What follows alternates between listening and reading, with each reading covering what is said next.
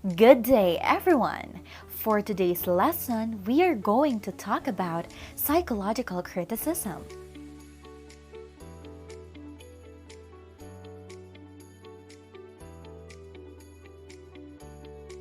But first of all, what is psychological criticism? Psychological criticism is also known as psychoanalytic criticism. It examines the writer's unintentional message or the author's unplanned ideas that is conveyed through his or her work. The analysis focuses on the writer's life experiences and other related items that are listed in his or her background information.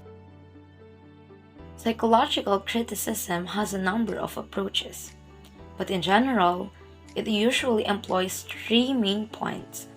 First, an investigation of the creative process of the artist. Second, the psychological study of a particular artist, how an author's biographical circumstances affect or influence their behavior.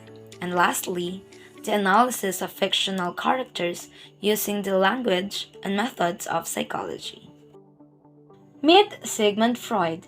He was an Austrian neurologist, born on May 6, 1856, and died on September 23, 1939. Did you know that he was the founding father of psychoanalysis? Yes, you heard it right. So, what is psychoanalysis? Psychoanalysis is a method for treating mental illness and also a theory which explains human behavior. In addition, Sigmund Freud's psychoanalytic theory of personality argues that human behavior is the result of interactions among the three component parts of the mind, which are the id, ego, and the superego.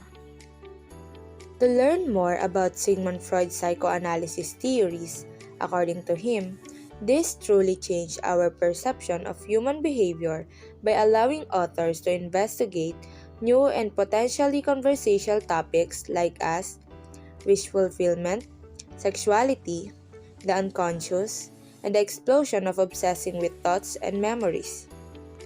In addition to that, the conscious is the part of the mind that interacts with the outside world, while the unconscious, it is the impulse instinct that indicates our behavior without us knowing it, and for example, a dream. Here are some examples of literary works that approach may be used. The novel called Hamlet by William Shakespeare serves as the first example. According to the story's analysis, Hamlet portrays humanity as a whole as being constantly marked by inconsistent living and is defined by his lack of courage, which may be related to the author's background, so that the illustration of how the method is used in Hamlet's psychological criticism approach was based on the story's central figure, Hamlet.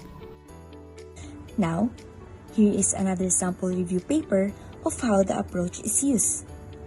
The Psychological Criticism of Alice, the character in Alice in Wonderland by Lewis Carroll. In one of the analyses, the character might discuss the author's identity, life experiences, and other elements of the author's background. Through her experiences in Wonderland, Alice gradually develops empowering insight and self-understanding in order to embrace her own identity by the book's end. In conclusion, the psychological approach in Alice's central theme is identity. Can psychological criticism be useful in some ways?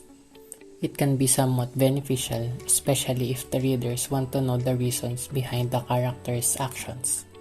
Additionally, readers can feel a stronger sense of connection if they comprehend how others think or want to present their characters. Also, it can benefit the word itself, psychological criticism, and emotional essence. It might eventually have an important psychological effect. And that's the end of our lesson today about psychological criticism. We sincerely hope you liked and enjoyed our presentation. Thank you and goodbye.